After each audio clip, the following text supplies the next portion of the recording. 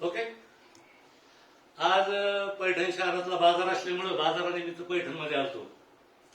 तर आमचे जुने मित्र हसमुद्दीन भाई कटारी योगायोगाने भेट झाली आणि आमचे जुने आणि जिव्हाळ्याचे संबंध असल्यामुळं त्यांनी सांगितलं का भाई आपण चहा घेऊ, चला आपल्या घरी. म्हणून आज त्यांच्या घरी मी आलेलो आहे. त्यांचे कार्यालय आहे, संपर्क कार्यालय आहे आणि त्या ठिकाणी त्यांनी चहाचा खूप आग्रह केला. म्हणून सहज मनात विचार आला कि क्यों नहीं चाय पे दो दो बातें हो जाए. चलेगा भाई? बिल्कुल. नमस्ते भाई. वालेकुम सलाम. भाई मैं आपको हिंदी में पूछूंगा मराठी में पूछूं? मराठी में बोलो, हिंदी में बोलो. मैं आपको मराठी में पूछूंगा, आप हिंदी में भी उसका सवाल का जवाब दे सकते हैं. भाई मेरा पहला क्वेश्चन ये है आपको. आप कांग्रेस में थे, कांग्रेस के तालुका के बहुत बड़े, बोले तो शहर के हाथ तक बहुत बड़े नेता थे लोग, नगर सेवक रहे 10-20 साल. तुमने जो कांग्रेस छोड़े इसकी वजह क्या है, याचं कारण काय भाई? कांग्रेस छोड़ने का कारण ये है क्योंकि कांग्रेस एक पार्टी ऐसी पार्टी है भारत देश के अंदर, एक बड़ा महासमंदर है और ये कांग्रेस पार्टी के अंदर अनेक जाति धर्म के लोग हैं. कांग्रेस पार्टी का ध्येय धोरण ऐसा है कि सभी जाति धर्म को लोगों को लेकर चलो और देश को उन्नति को लेकर चलो. तो इस तरह का माहौल बने हुआ था. इस तरह के माहौल के लिए हमने देखते रहते हुए हमने शहर के अंदर एक कांग्रेस का बड़ा ग्रुप बना के कांग्रेस का काम किया. मैं 24-25 साल से पार्टी का निष्ठावान कार्यकर्ता से काम कर रहा हूँ. लेकिन बिना पद का मैं 6-7 साल मैंने बिना पद का मैंने पार्टी का काम किया. पार्टी को यहाँ जिंदा रखा.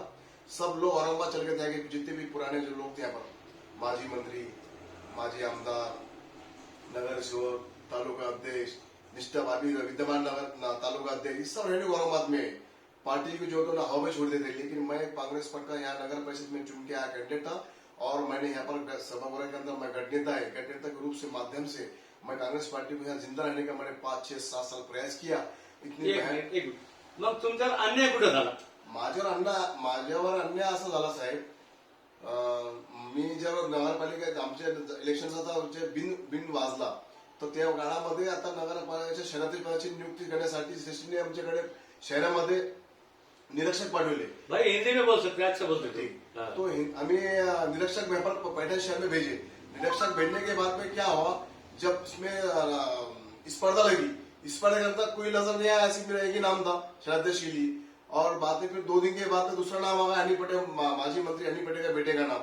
तो श्रेष्ठी जब आई थी यहाँ पर और निरीक्षक जो आए थे यहाँ पर, श्रेष्ठी म्हणजे आमचे प्रदेश काँग्रेसचे अध्यक्ष नाना पटोले, त्यांनी आम्हाला आमच्या पैठण शहरामध्ये, तालुक्यामध्ये, जिल्ह्याभरमध्ये एक नवीन बांधणी केल्याची पक्ष संघटनाची, वो उसके लिए जो तो एक अपन किए थे निरीक्षक, वो पैठण शहर में आए थे. उन्होंने एक मीटिंग कॉल की. मीटिंग कॉल करने के बाद में यहाँ पर स्पर्धा के लिए शहराध्यक्ष के मेरे साथ में कोई नहीं था, सिर्फ मैं अकेले नाम था. उन्होंने यहाँ घोषित कर दी. घोषित करने के बाद 2 दिन के बाद में अनिल पटेल को उसकी आस्था जागी. एक मिनिट भाई, मग तुमचं मी नाव ऐकलं होतं माध्यमातून, तुमचं नाव पैठण तालुका अध्यक्ष म्हणून निवड झाली. पण 2 दिवसात अशी काय चित्र पालटलं की तुमच्याऐवजी XYZ कोण असेल ते अध्यक्ष झाले? 2 दिन के बाद में फिर नाना पटेल के पास में ये लोग गए कि मेरे बेटे को अध्यक्ष करने का था, तुमने डायरेक्ट उसको अध्यक्ष क्यों कर दिया? ये लोग म्हणजे कोण? अनिल पटेल. अनिल पटेल, जिन्होंने पूरे पार्टी का जो तो सत्यानाश करे हुए हैं. म्हणजे अनिल पटेलने तालुक्यात काँग्रेस पार्टी सत्यानाश केला. सत्यानाश केला. कोण पैठण तालुक्याचं सगळं माहिती आहे. त्यांनी कधी पक्षाचं काम केलं नाही माणसाने. पूर्ण पैठण तालुका ऐसा गाँव है, जिला की गाँव देती. और यहाँ हमने पैठण शहर के अंदर कांग्रेस पार्टी के माध्यम से, कांग्रेस पार्टी की तरफ से तालुके में और शहर के अंदर एक ऐसी बांधनी करी थी कि पूरे जिले भर के अंदर ऐसा लग रहा था पैठण तालुके के अंदर, पैठण शहर के अंदर कांग्रेस जिंदा है. गांधी मठ में जब हमारी आड़ा बैठक हुई तो आड़ा बैठक के अंदर हमारे नूतन जिलाध्यक्ष बने थे कल्याणराव काड़े.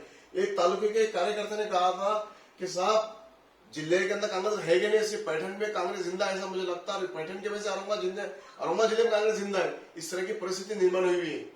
तो ऐसे निष्ठावान लोगों को ताकत देने का काम आप करिए और अच्छे कार्यकर्ताओं को आगे बढ़ाइए और विशेषतः माइनॉरिटीज के लोगों को आगे लाइए. क्योंकि आज कांग्रेस पार्टी की जान जो है तो दलित और मुस्लिम है. बाकी समाज सब इधर उधर भाग रहा है क्योंकि ये समाज एक गठ्ठा मतदान ऐसा है. कांग्रेस पार्टी के साथ कांग्रेस पार्टी को मतदान होता है विधानसभा, लोकसभा को भी, जिला परिषद को, पंचायत समिति, नगर पालिका को, और बाकी समाज जो है तो सब पार्टी में बटे. ठीक आहे भाई, तुम्हाला असं म्हणायची की वो अनिल पटेल जे हे म्हणजे व्हीआयपी नेते, काचाच्या गाडीत चालणारे, हाँ म्हणजे जमिनीवरचे नेते नाही. शहरापुरता जर विचार केला तर तुम्ही म्हणजे सर्वसामान्याच्या सुखदुःखात, तुम्ही सांगितलं कोरोना काळात मी खूप मदत केली. सगळे आमच्या तालुक्याचे, जिल्ह्याचे नेते औरंगाबाद शहरात राहत होते, त्यावेळेस तुम्ही काम केलं आणि तुमच्यावर अन्याय झाला म्हणून तुम्ही राष्ट्रवादी काँग्रेसमध्ये जॉईन केला. तर हा विचार तुमच्या मनात कधी आला? ये राष्ट्रवादी राष्ट्रवादी कांग्रेस पार्टी में प्रवेश करने का मेरे दिमाग में विचार इसलिए आया है क्योंकि जिला अध्यक्ष कैलाश पाटिल माजी आमदार, उनका मेरा थोड़ी सी फ्रेंडशिप, दोस्ताना था, मित्रपन था. उनकी मेरी योग्य मुलाकात औरंगाबाद के अंदर हो गई. तो उन्होंने बोला तुमने कांग्रेस पार्टी छोड़ दी कटेरी जी? हाँ साहब. क्यों बोले? मतलब मैं ऐसा तुम्हारे बन जाओ, तुम पार्टी के निष्ठावान थे, पार्टी के शहराध्यक्ष पद पर तुम जो तो हकदार थे, तो कोई बात नहीं, तुम हमारे पार्टी में प्रवेश करो, हमारे पक्ष के अंदर तुम्हारा प्रवेश होगा तो हम तुमको तो न्याय देंगे. तो चर्चा हुई. कैलाश पाटील कैलाश पाटील आबा ना आबा तर निधन हाँ, निधन झालं. झालं. जिल्हाध्यक्ष कैलाश पाटील माजी आमदार है गंगापुर से. हाँ. तो उन्होंने मुझे कॉल किया, फिर मैं जाने के बाद उनसे मुलाकात किया. तो उनके बातों से और उनके काम करने के तरीके से मुझे ऐसा लगा ये तो बहुजनों का पक्ष है, सगळ्या समाजात. सगळे समाजाला घेऊन चालणारा पक्ष आहे. राष्ट्रवादी पक्ष हा पक्ष सगळे समाजाला घेऊन चालणारा पक्ष आहे. तो मैं जब म्हणजे एक मिनिट भाई, काही लोक म्हणतात का राष्ट्रवादी हा फक्त मराठ्याचा पक्ष आहे. हं? ही काही लोकांनी म्हणजे एक मिनिट, तर तुम्हाला असं म्हणायचं की राष्ट्रवादी हा सर्व समाजातल्या घटकांचा, बहुजन असो, मुस्लिम असो, तिरी असो, साडी असो, माळी असो, कुंभार असो, सगळ्या लोकांचा पक्ष आहे असं तुम्हाला म्हणायचं का?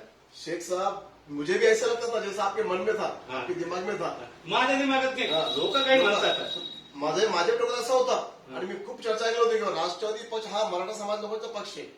पण मी जवळ गेला, नेत्याच्या संपर्कामध्ये जर मी गेलो तर मला असं वाटलं की बाबा हा पक्ष सर्व जाती धर्माला, भोजनाला घेऊन चालणारा पक्ष आहे. सिर्फ एक जात को, एक धर्म को लेकर, एक धर्म के लोगों को लेकर चलना पक्ष नहीं है. अच्छा. शरद पवार की विचारधारा, शरद पवार साहब के हमारे आदरणीय जो नेते हैं शरद पवार जी साहब, इनकी जो विचारधारा है ये बहुजनों को साथ लेकर चलने वाली विचारधारा है. ये विचारधारा को देखकर फिर मुझे ऐसा लगा कि नहीं, यहाँ पर मुस्लिम समाज के, अल्पसंख्यक लोगों को, समाज के लोगों को भी यहाँ न्याय मिल सकता. उसके बाद भी मैं कार्यकर्ता से चर्चा विमर्श करने के बाद में मैंने संगठन में प्रवेश, कांग्रेस राष्ट्रवादी पक्ष के अंदर, पार्टी के अंदर मैंने प्रवेश किया. ठीक आहे भाई, तुम्ही नाना गोटेने डायरेक्ट सांगितलं की तुम्ही अल्पसंख्याक असल्यामुळं मी तुम्हाला पैठण तालुक्याचा अध्यक्ष करू शकत नाही, असंच का? शहराध्यक्ष. शहराध्यक्ष पैठण शहर, त्यामुळे तुम्ही नाराज होऊन, नाराज म्हणण्यापेक्षा तुमचं मन कुठचं चुकलं. मग या तुम्ही राष्ट्रवादी पक्षात ज्यावेळेस प्रवेश केला, मग अजितदादा असतील, आपले प्रदेशाध्यक्ष जयंतदादा पाटील, जयंत पाटील यांना तुम्ही भेटले का? हो ना, आमचे जे स्थानिकचे जे विधानसभाचे उमेदवार हा. आहे, माझे बरोबर माझे सहकारी ते, आम्ही बरोबर नगर परिषदेचे सत्याचे सदस्य आहे, मी बी सदस्य आहे, हा. नगरसेवक आहे, मी नगरसेवक गटनेता आहे आणि ते माझे नगराध्यक्ष आहेत. ते विधानसभा त्यांनी लढली, विधानसभा फक्त ते 4-4.5 हजार पराभूत झाला. तर त्यांची माझा संपावला. मग त्यांनी मला जिल्हाध्यक्षकडे मी गेलो. जिल्हाध्यक्ष मग आम्हाला प्रांताध्यक्ष जयंत पाटील साहेब, अजित पवार साहेबांकडे, राजेश टोपे साहेबकडे आम्हाला नेलो. मग माझा प्रवेश झाला.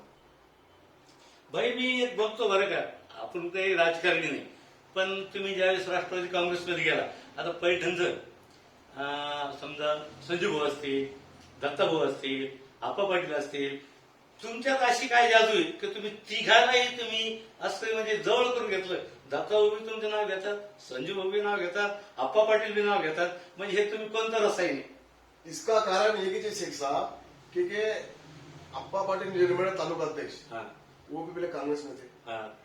दूसरा संजू बाबू अक्षरे, संजू बाबू अक्षरे एक काल के अंदर यूथ कांग्रेस जिलाध्यक्ष थे, मैं पैठण तालुका का अध्यक्ष था. हाँ. हमने साथ में काम किया. फिर वो आगे हुए, वो आमदार हुए, फिर हमने उनको विधानसभा में बहुत मदद की. उसके बाद में भी दत्ता भाऊ जो गोरडे, उस साथ मेरे भी काउंसिल में, नगर सेवक में हम साथ में. हाँ. वो शिवसेना चुन के आए, मैं कांग्रेस चुन के आया. म्हणजे असं सांगायचं का, संजू भाऊ असतील, आप्पा भाऊ असतील किंवा दत्ता भाऊ असतील, तुम्ही कुठंतरी कामानिमित्त एका ठिकाणी आलेलाच आहे, बरोबर. तुमचे सगळ्यांशी जिव्हाळ्याचे संबंध आहे. ठीक आहे भाई, मी आता आणखी एक प्रश्न विचारतो. जर पैठण नगरपालिकेचा लागणारच आहे, आता नगराध्यक्ष हा थेट जनतेतून होणार आहे, जर तुम्हाला राष्ट्रवादी काँग्रेस पार्टीनं तुम्हाला जर शहरात म्हणजे नगराध्यक्ष तिकीट दिलं, तर तुमच्या मनात पुढील भावना काय असतील किंवा तुमचा अजेंडा काय पुढचा? सुना, अभी आने वाले जो नगर पालिका चुनाव होने वाले हैं, उन चुनाव के अंदर जब राष्ट्रवादी कांग्रेस पार्टी के अनुसार जब इनको उम्मीदवारी दी गई, हाँ। इतना तो बड़ा आवाज संधि, इतना बड़ी मुझे संधि जब दी गई, हाँ। तो ये संधि का मैं सोना करूंगा। सोना ऐसा करूंगा, सब जाति धर्म के लोगों को मेरे कांटेक्ट है, सभी जाति धर्म के लोगों को लेकर मैं इस शहर का ऐसा विकास करूंगा जैसे कि आज महाराष्ट्र के अंदर विकास के दृष्टिकोण से जैसा नाम नहीं आता है बारामती का, हाँ। बारामती के स्टाइल में यहाँ पाटन शहर के अंदर हमने काम किया, काम करेंगे। और वैसे भी मैंने 5 साल मेरे जो कारकिर्दी का जो नगर सेवक का पीरियड मेरा जो गया, ये पीरियड के अंदर हमने कोट्यवधि की निधि लाई यहाँ पर, और ऐसा विकास किया जो 50 साल में कभी विकास हुआ नहीं। ऐसा विकास किया हमने इस शहर में। जनता इसकी बात को जो तो जानती है अच्छे से, और जनता को उसकी साक्षी को म्हणजे गवाह असं म्हणायचं भाई तुम्हाला, पैठण ही संतांची भूमी आहे, मौलानांची भूमी आहे, पुण्यभूमी आहे. तर ह्या पुण्यभूमीचा तुम्ही विकास करायचा असं तुमच्या मनात पुढचा अजेंडा आहे असं म्हणायचं काय? बिल्कुल शेख साहब ये पर्यटन शहर जो तो ये मौलवान संतों की भूमि है और ये पर्यटन स्थल है, पर्यटन स्थळ. और ये इसका तो महत्व है महाराष्ट्र के अंदर। इतना बड़ा नाथ महाराज की इतना बड़ा यहाँ पर दरगाह है, मंदिर है, समाधि है। समाधि मौलाना साहब दरगाह की इतनी बड़ी यहाँ पर जो तो इमारत खड़ी हुई दरगाह है।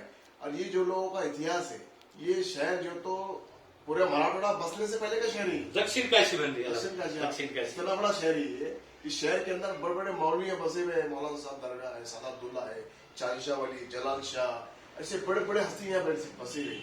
और ये पर्यटन स्थल है, बहुत ही ऐतिहासिक शहर है, बहुत जुड़ा शहर। और ये शहर के अंदर काम को डेवलप करने का, यहाँ का काम करने का, सभी जाति धर्म को लोग लेने का योग, ये नसीब ही हमारे को है भाई। और सृष्टि ने जब ऐसा मौका दिया, तो ये मौके का मैं पूरा सोना करूंगा। ठीक आहे भाई, तुमच्या पुढील तुमचं जे नियोजन आहे, तुमचा अजेंडा आहे, त्या अजेंड्याला शुभेच्छा. आता हा व्हिडिओ मी टाकणार आहे, संजीवला टाकणार आहे, दत्ताऊला टाकणार आहे, आप्पाऊला टाकणार आहे, आणि तुमचे जे मित्रमंडळ आहेत त्यांना टाकणार आहे. म्हणजे तुम्ही तुमच्या ज्या भावना व्यक्त केल्या की दक्षिण काशी ही संतांची भूमी आहे, मौलांची भूमी आहे, आणि ह्या पैठण शहराचा मी जर मला पक्षाने तिकीट दिलं तर मी ह्या संधीचं सोनं करून देईल. धन्यवाद भाई. ओके कर लेता.